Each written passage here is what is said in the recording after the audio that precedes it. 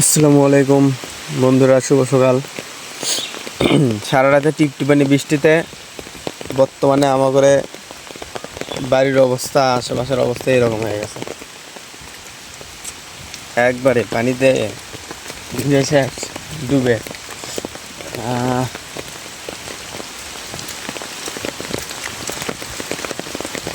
এখন তো সেই রকম মাছ হবি, খালি মাছ মারার যন্ত্র নেই, জাল, চায়না জাল একটাও নেই। চায়না জাল দিয়ে ভালো মাছ হয়। ও, মেরা কলার বাগান ডুব গায়া, পানি তো সেই হারে যাচ্ছে। দেখি পাটের বিয়ের অবস্থা কিরকম।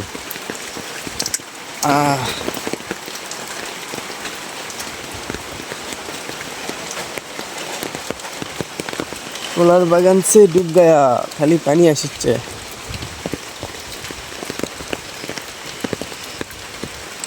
সাবধানে সাবধানে, এই মাটিগুলো খুবই পিছলে।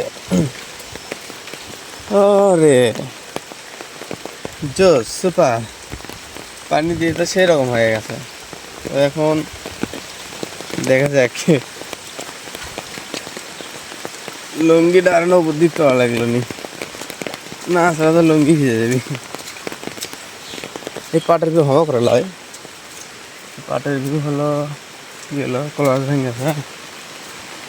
হ্যাঁ, আমার বরফ বাকরে। সো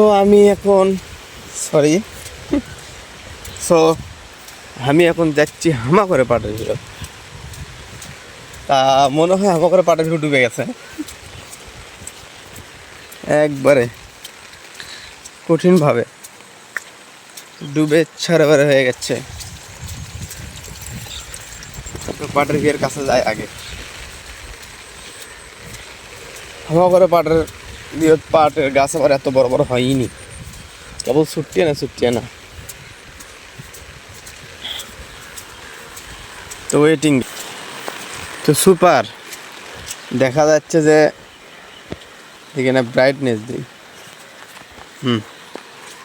এই যে পুরো ভিউ পানিতে ডুবে গেছে। তো আর একটু পানি হলে তো এই আলটাও দেখা যাবে না। এই যে আলটা দেখা যাচ্ছে ঘাসের জন্য। এই যে হামা করে পাটের ভিউ একবারে ডুবে গেছে। পাটের গাছ এটাও দেখা যাচ্ছে না, কেবল ছুটি না গাছ। পাটের গাছ দেখা যাবে দূর থেকে, সেই রকম ভরে গেছে। সেই সুন্দর লাগছে না? আমরা গ্রামও তাকে ভুরো বানাচ্ছে না, কলার গাছের সাথে 2-3টা কলা গাছ একখান্দি করে লাঠি বাঁশের কঞ্চি দিয়ে ওর ভিতর ঢুকে দিয়ে ভুরো বানানে তার উপর চলে ঘুরে বেড়াচ্ছে না দেখলে। মাশাল্লাহ, এই যে একটা, এই যে দুটো পাটের গাছ, এই দুটো মনে হয় 3টে মনে হয় বড় আছে, খালি ওটা দেওয়া গেল। সুন্দর সুন্দর লাগছে আসলে। ভুরো বানালে ভালো লাগবি, দেখা যাক। ভুরো যদি বানায় অবশ্যই একটা ভিডিও করবো। ভুরো বানানোর চিন্তায় আছি, দেখা যাক কি হয়। তুমি তো কারেন্ট নাই, ভুরো বানানো ভালো লাগবে। জোস লাগছে, জোস, সেই রকম একটা সিস্টেম।